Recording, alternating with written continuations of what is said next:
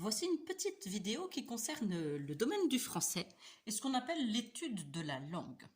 Il s'agit ici de petites comptines que sûrement vos grands-parents ont apprises, et peut-être aussi votre papa ou votre maman. Vous demanderez autour de vous qui est capable de vous les chanter. Alors certaines d'entre elles, vous les reconnaîtrez parce que bien, je les chante parfois en classe et surtout dans les séances de motricité. Sur le mail que j'ai envoyé à la maison, vous trouverez plusieurs petites listes comme celle-ci, à chaque fois avec 4 petites comptines. Il vous suffira de les imprimer et de vous munir d'une petite boîte. Alors moi, j'ai pris une petite boîte de la classe avec des petits jetons que certains connaissent. Mais vous n'hésiterez pas à aller fouiller, si c'est permis, dans la collection de boutons de votre maman ou de votre mamie, et quelques boutons feront l'affaire.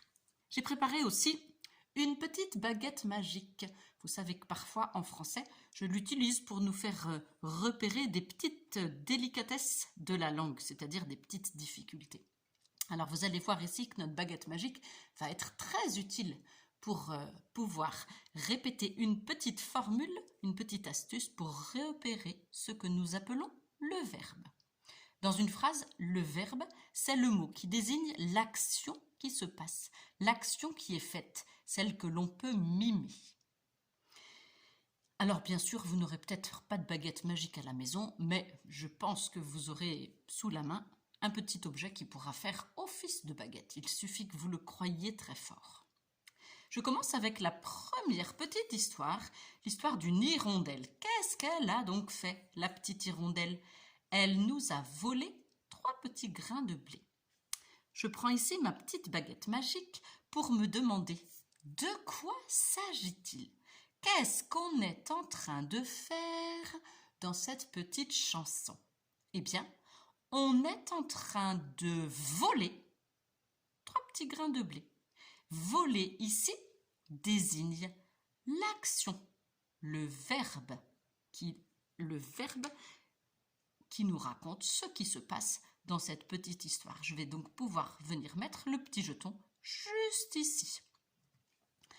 En vrai, c'est un petit peu délicat parce que si je voulais être précise, eh bien, je pourrais trouver dans cette petite histoire d'hirondelle un deuxième verbe. Qu'est-ce qu'elle a donc fait, la petite hirondelle ? Qu'est-ce qu'elle est en train de faire ? Ici, faire, c'est un autre verbe. Je ne le vois pas écrit exactement comme ça. Ici, c'est le mot fait, mais il est de la même famille. C'est simplement le verbe faire qui a changé de costume.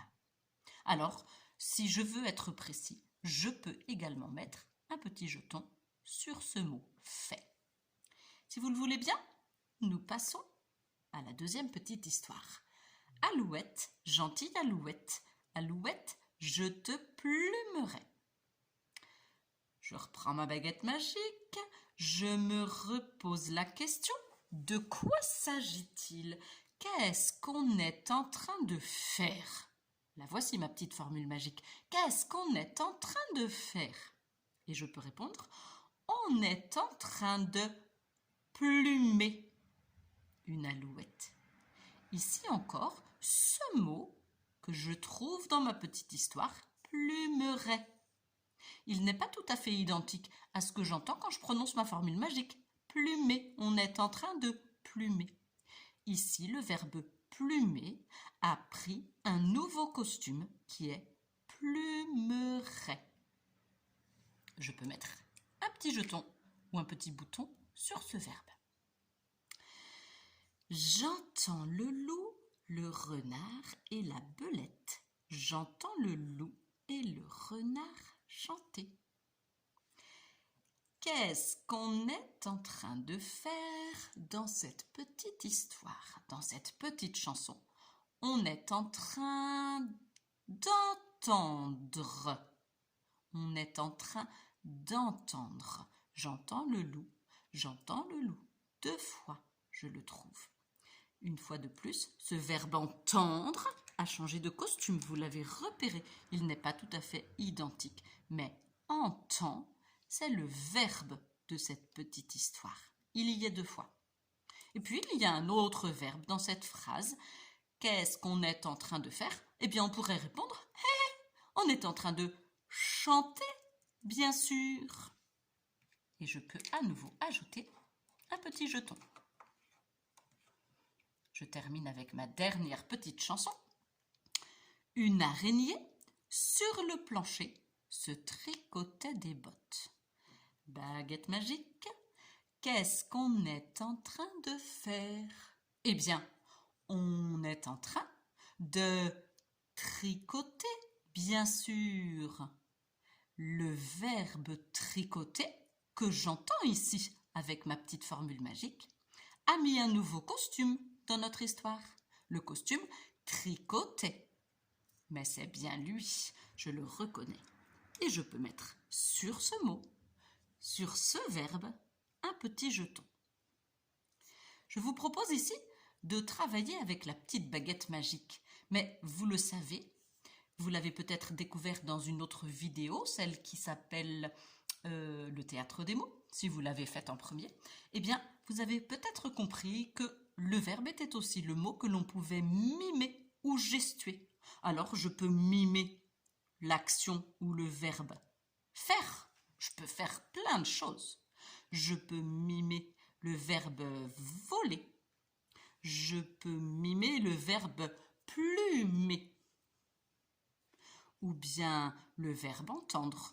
Ou encore le verbe chanter. Ou pour finir, le verbe tricoter. Voici une autre petite astuce pour repérer le verbe dans la phrase. 2 possibilités. La petite formule magique, qu'est-ce qu'on est en train de faire? On est en train de voler, de tricoter, de plumer, de chanter. Ou bien repérer dans la phrase le mot qui est une action que l'on peut mimer. Eh bien, il ne vous reste plus qu'à trouver de la place dans votre maison pour pouvoir mimer, gestuer, chanter, tricoter et plein d'autres actions encore. Bon travail!